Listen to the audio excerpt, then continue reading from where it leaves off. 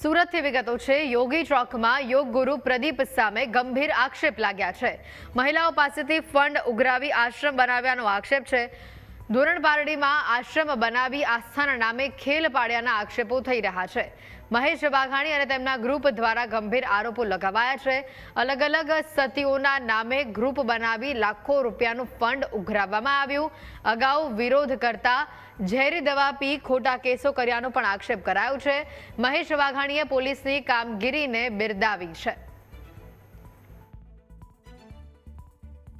ધોરણ પારડીમાં યોગ ગુરુના નામથી આશ્રમ ચલાવતો જે પ્રદીપ નામનો જે વ્યક્તિ છે તે નકલી નોટો સાથે અમદાવાદ ક્રાઇમ બ્રાન્ચના હાથે ઝડપાયો છે। ત્યારે અગાઉ પણ આજે પ્રદીપ છે તે વિવાદમાં આવી ચૂક્યો છે। આપણી સાથે જે મહેશભાઈ કરીને એક વ્યક્તિ છે, શું સમગ્ર ઘટના હતી, કઈ રીતની બાબત હતી કે અગાઉ તમે પણ એમને ખુલ્લો પાડવાના પ્રયાસો કર્યા હતા?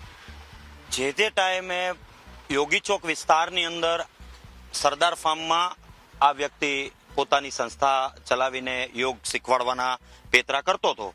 તે ટાઈમે મને કઈ અતુગતું લાગતા મેં અંદર ઊંડાણપૂર્વક તપાસ કરી ત્યારે મને એવું લાગ્યું હતું કે અહલ્યા, દ્રૌપદી, સીતા, તારા આ બધી સતીઓના નામે ડાયરી બનાવીને બહેનો દીકરીઓને ફોસલાવીને એ ડાયરીના યોગ ગુરુ સત્યમ ફાઉન્ડેશનનો પ્રચાર કરીને ધોરણ પારડી આશ્રમ ટોટલી યોગી ચોકના પૈસાથી બનેલો છે। એ ફંડ 500 રૂપિયા બહેનો દીકરીઓ જે ભરતકામ કરતી હોય એવા લોકોએ એને આપ્યા હતા। એની પર અટૂટ વિશ્વાસ કરીને યોગ ગુરુ બનાવ્યો હતો। આ યોગ ગુરુએ જે તે ટાઈમે લાખો લોકોના કૌભાંડ કરીને એવા મોટા વ્યક્તિઓ પાસે પૈસાની ઉઘરાણી કરીને એ પૈસા લીધા અને ફંડ પેટે આપ્યા। અને જ્યારે અમને ખબર પડી કે આ ખરેખર નીચ અને નીચલી હલકી કક્ષાનો માણસ છે ત્યારે એવા ઘણા બહેનો દીકરીઓ ઉપર ભોગ કરવાના બાને આ બધું અમે બહાર પાડ્યું હતું એ ટાઈમે। પણ ત્યારે ખરેખર એણે ધોરણ પારડીના આશ્રમથી સુસાઇડ કરીને એવું નાટક ગોઠવ્યું કે આ બધા અમને ડરાવવા માટે આવ્યા છે એટલે આ લોકોની ઉપર કેસ કરીએ।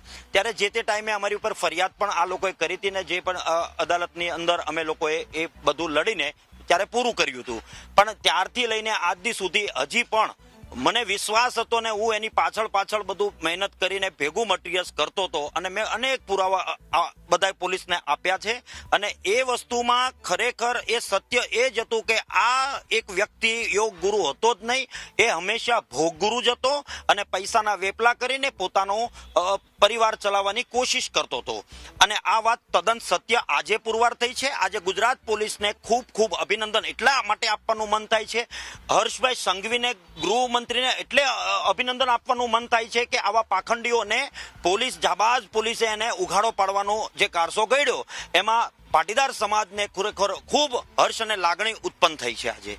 ચોક્કસથી જે યોગ ગુરુ છે જે ધોરણ પારડીમાં પોતાનો આશ્રમ ચલાવતો હતો તે હાલ નકલી નોટના વેપલામાં ખુલ્લો પડ્યો છે। પણ અગાઉ પણ તેને જે કારસ્તાનો કર્યા હતા અને તેનાથી બચવા માટે જે સુસાઇડનો પ્રયાસ કર્યો હતો અને જે લોકો સામે સુસાઇડના આક્ષેપો પણ કર્યા હતા, પ્રેશરાઇઝ કરતા હોવાના આક્ષેપો કર્યા હતા। પરંતુ હાલ આ તમામ લોકો જે સરકારની કામગીરીને બિરદાવી રહ્યા છે, પોલીસની કામગીરીને બિરદાવી રહ્યા છે અને આ બાબતે તટસ્થ તપાસ થાય તેવી માગણી પણ કરી રહ્યા છે। પસંદ કે છે વગાચા રૂપા પ્રાઇમ ન્યૂઝ કેપિટલ સુરત।